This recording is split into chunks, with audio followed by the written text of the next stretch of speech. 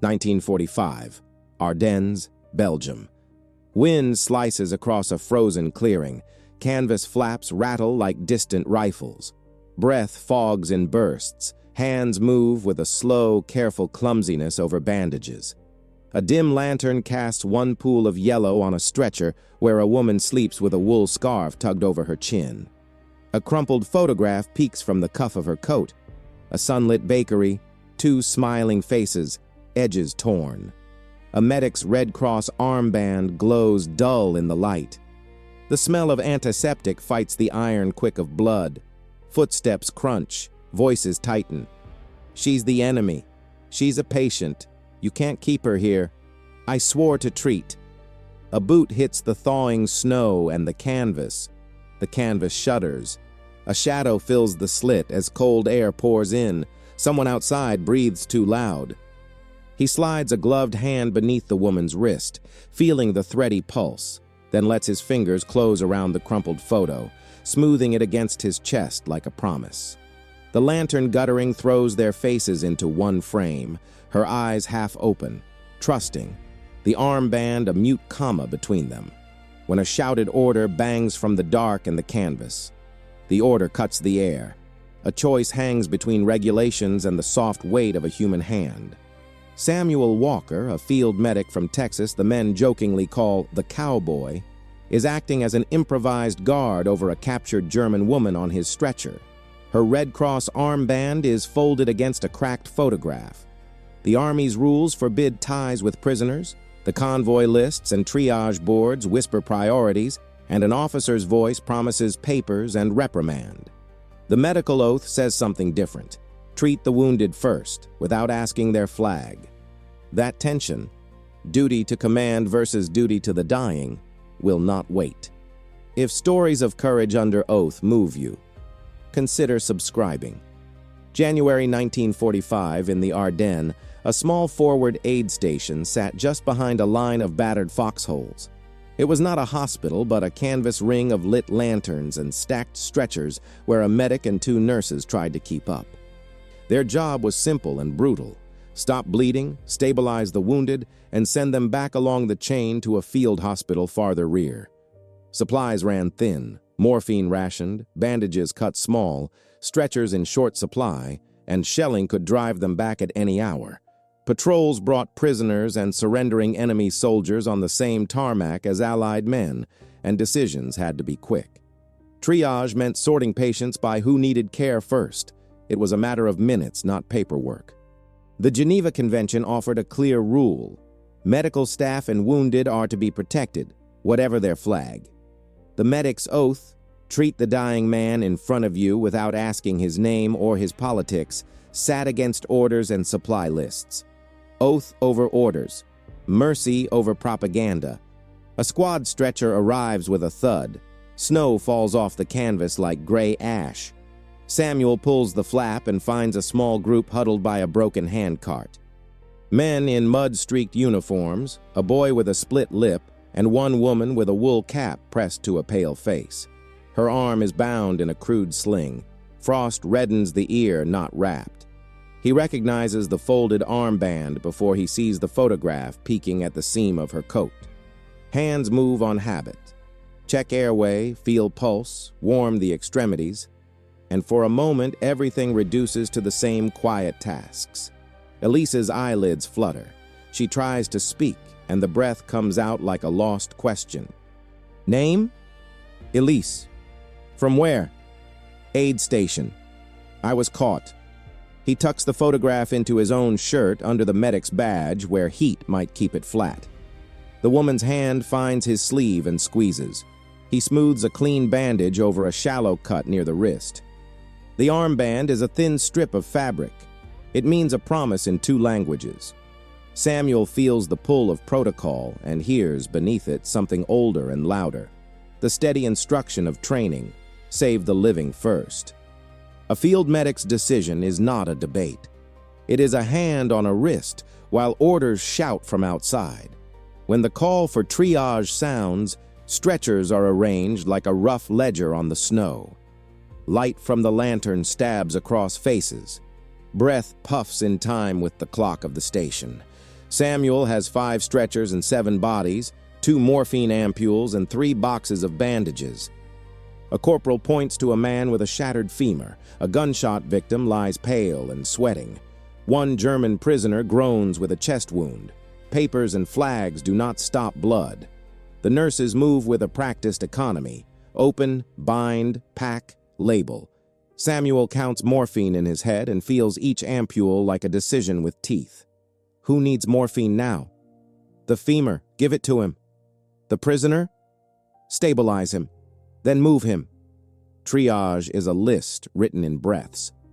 Priorities are set by who will die without you, not by the language they speak. Samuel marks triage tags, loops a band of cloth, and gives a dose to the American whose jaw trembles. Later, under his hand, the German prisoner opens his eyes in a way that seems less like threat and more like fear. A nurse throws him a blanket. The red cross on a sleeve catches the lantern light and for a second is only white against mud. When the shelling moves farther off for a breath, Elise stands up from the corner and begins to fold bandages with fingers that remember better knives and bread than bullets. She does it with the quiet of someone who practiced hurried hands in a small kitchen, not a battlefield. Samuel watches the careful loops and the steady rhythm. There is a competence there that is useful in a place where every clean strip saves time. He pulls a spare apron over her coat and supervises as she helps to pack stretchers and label supplies for evacuation. "I can sew," she says softly, holding up a strip of torn cloth. "Good hands," Samuel answers, slipping a needle and thread into her palm. Under his watch, she steadies a soldier's trembling hand while the nurse ties a tourniquet. She speaks a few German words to the prisoner with the chest wound. The words are thin bridges, not arguments. Her presence eases a corner of the chaos. One fewer scream, one fewer dropped instrument. Letting a captured auxiliary work beside the medics is not a simple kindness. It is a gamble on discipline and the Geneva principle that medical staff are neutral. It is also a practical choice when every pair of hands shortens waiting time. A shared task can be an unspoken alliance. Mercy is often practiced in the small economies of work. Night makes the canvas feel smaller than daytime. The lantern burns lower, and the wind presses at the seams. Samuel sits on an upturned crate and watches Elise warm her fingers near the lamp. He kneels to unwrap a bowl of stew and offers it without asking if she can eat. She smiles the way someone smiles when they are choosing to trust that the next bite will not be poisoned. He pulls the photograph from his shirt and lays it on his knee. The picture is creased where it had been pocketed. A woman stands beside a bakery window, flour on her apron.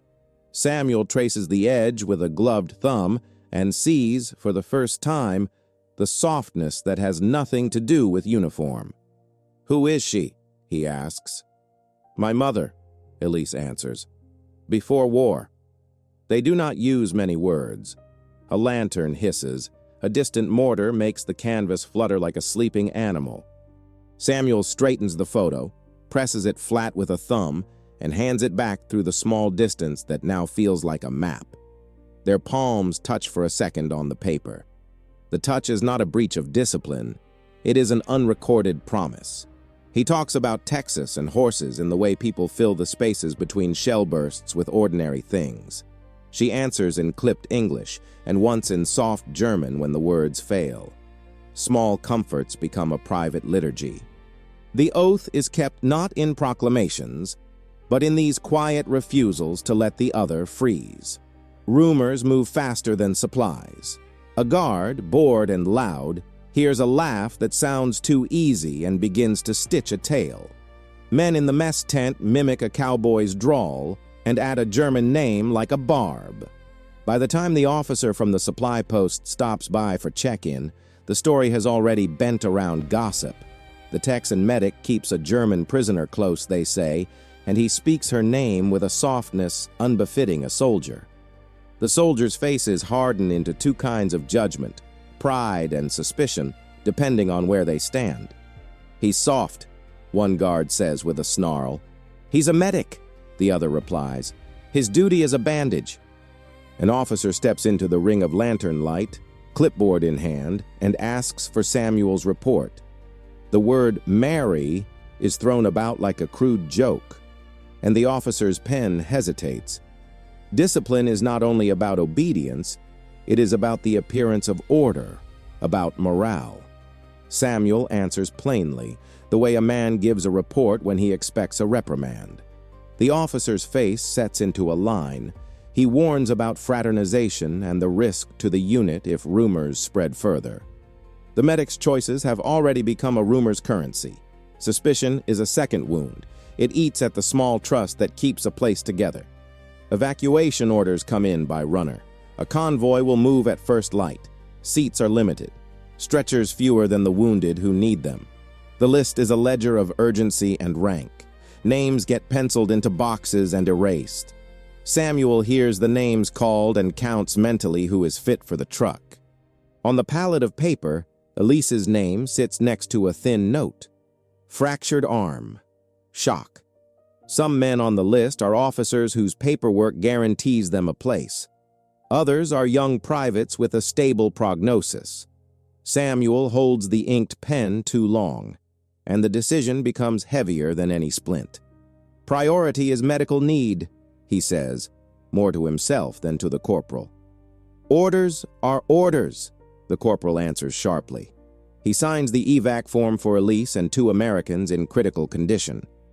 It is a small official act, but it is the one that will be read later in a file. As he hands the paper back, a sergeant's jaw tightens and he mutters about rules and about the danger of leniency. Samuel watches the convoy list fold into a hand that will not understand why a medic chose a name that had no flag to protect it. A signature can be a quiet defiance. It is also a promise to bear the consequences. Dawn comes thin and gray. The sentries change with a rustle of coats and the soft clack of rifle butts. Samuel checks the list again and then watches Elise as she sits on a bundle of sacks, teeth chattering around a small smile. The talk in the mess tent had sharpened into jokes and then into something meaner by morning. Soldiers trade safety for certainty, and gossip is a kind of weapon. Samuel steps close enough that his shadow falls over her knees, and before he can measure what it will cost, he says the words into the raw air. "Marry me when this is over," he says, as if naming a thing might keep it safe. Elise looks up, startled. The spoon still in her hand, eyes wide for a moment as if the light had been turned on.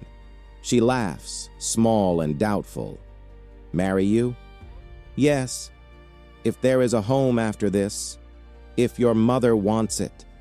He tries to make it a joke and fails.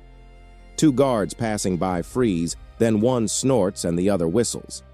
"Listen to the cowboy," one says, as if mocking could make the world less dangerous. "He's a medic," the other replies. "He keeps men alive." The words hang between them. The proposal is not a plan. It is a gesture toward an ordinary future. For Elise, it is a warm, fragile thing, hope tucked into a rationed bite. For others, it becomes a rumor ready to be sharpened. A promise can be hope or a liability, depending on who has to carry it. Later that morning, an officer from the regiment stops in with a clipboard heavier than his patients. He looks over the patients, counts the stretchers, and then fixes on Samuel as if he had been waiting to find fault. "Fraternization," the officer says flatly. "You know the regulation. You know what this looks like to the men." Samuel straightens. He explains the choices: medical need, triage, the fractured arm, the shock. He does not make an appeal to sentiment. "She's a patient," he says. "She needed evacuation. I signed for it." The officer's jaw sets. "The chain of command will review your paperwork. You keep the station efficient, or you will answer for it." A nurse clears her throat and hands Samuel a fresh bandage. The officer turns away, the clipboard clicking shut like a small verdict. Discipline is a thin, taut thing here. The equation of mercy with weakness is spoken in the same voice that reads orders. Even as rules are recited, other faces tell a different story. A young private, no more than a boy from Ohio, vomits under a blanket and wakes frightened from a fever dream. Elise sits beside him, hands steady as she fumbles for cool cloths, humming a tune that is a patch of European lullaby. The boy stares at her with the raw confusion of someone who has been taught to hate faces like hers, then relaxes at the sound of her voice. Samuel watches them, the nurse's hand an instrument of small miracles.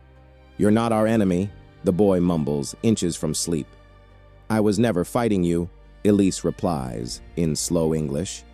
That exchange passes like a small repair. Human connection undoes propaganda one patient at a time. The real front lines are often inside the shelter where care makes strangers ordinary again. Later, when the convoy is being loaded, the cold has begun to bite through layers. Men shout over the noise of engines warming. The stretchers are stacked with mechanical urgency. A corporal argues with a sergeant over allocations. Ranks and names are read aloud like dry inventory.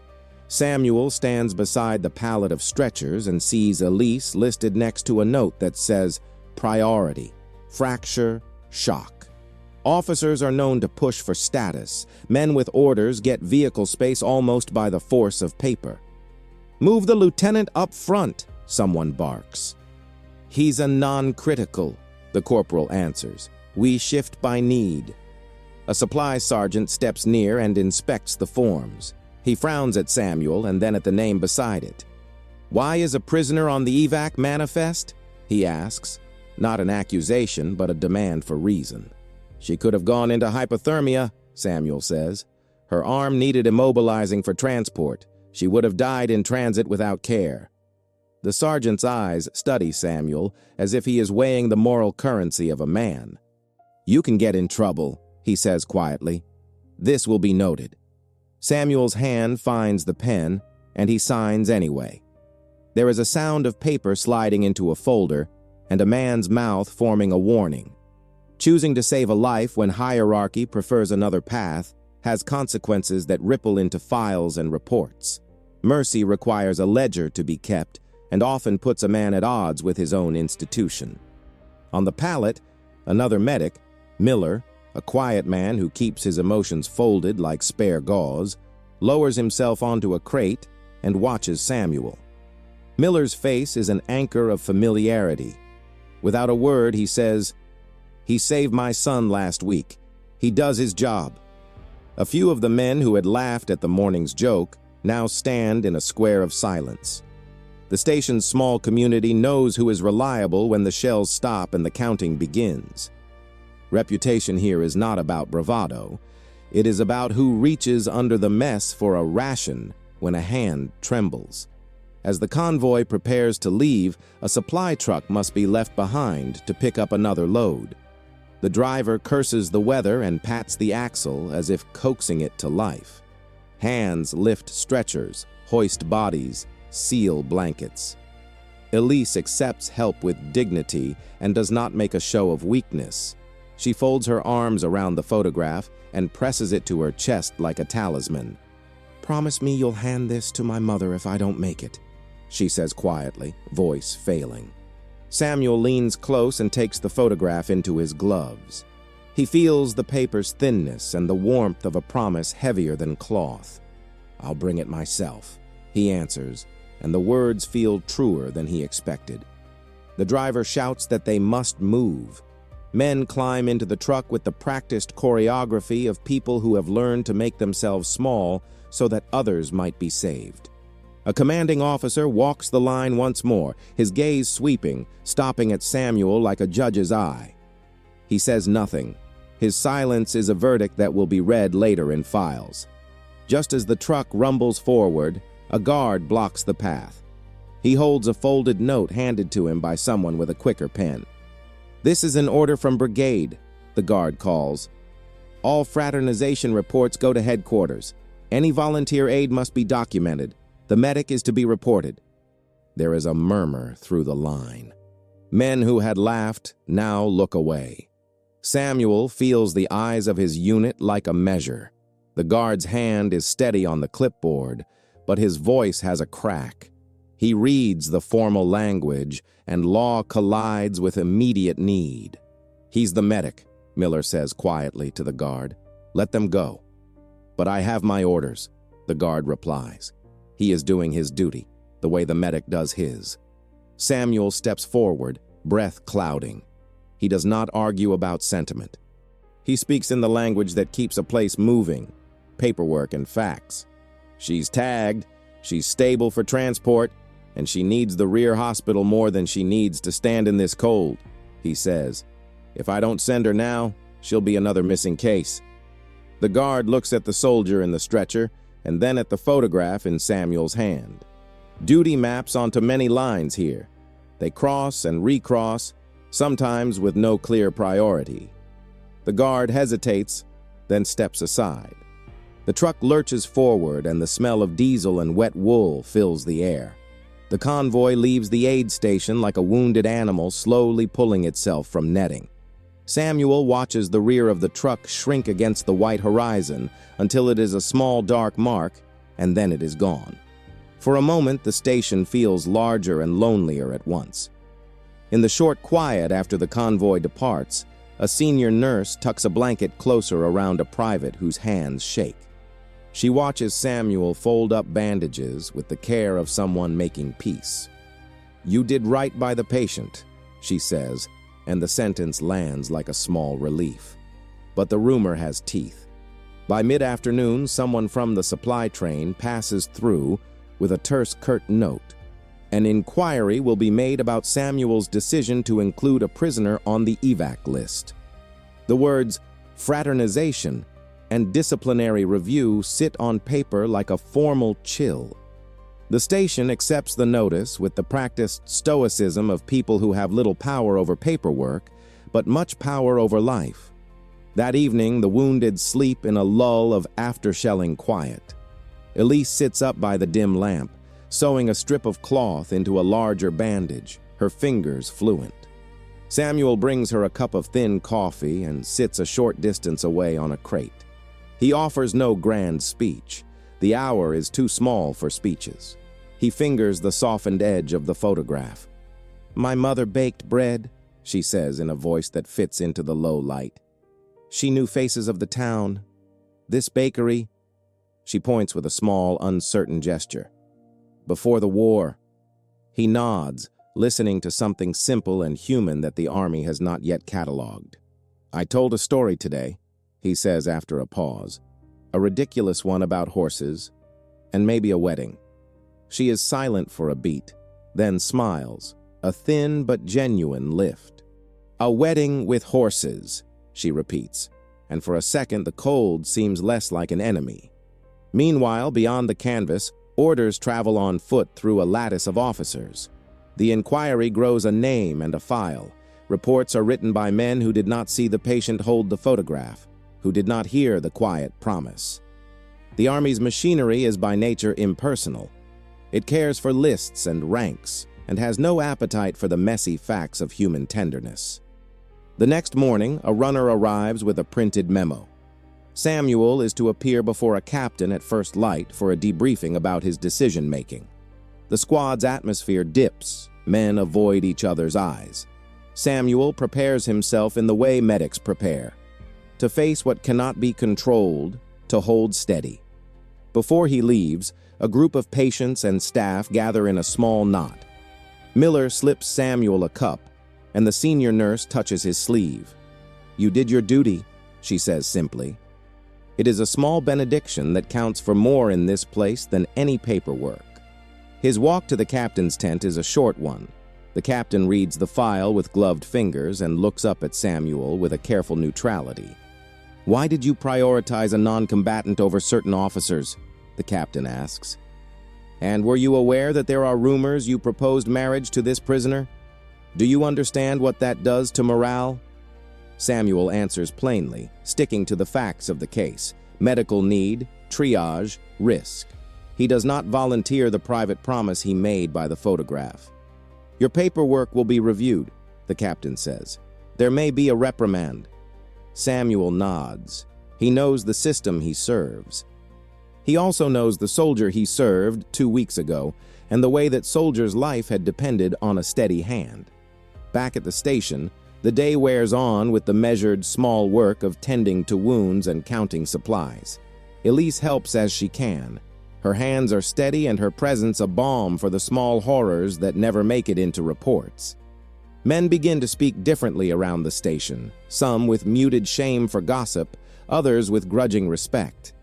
The rumor that had once been a weapon now loses its edge under the weight of faces that were saved. That night, a storm comes in from the north. Snow buildup makes the roads treacherous. A runner comes through with a terse note. The convoy that carried Elise had to stop due to ice, and the driver reported a minor slide. No one at the station knows more than that. Samuel stays awake, measuring the time in small tasks, bandage, check, tally, because waiting is also a duty. In the early hours, a call comes. The convoy is back, delayed but intact, and Elise has been stabilized at the rear hospital. The message is stripped to essentials.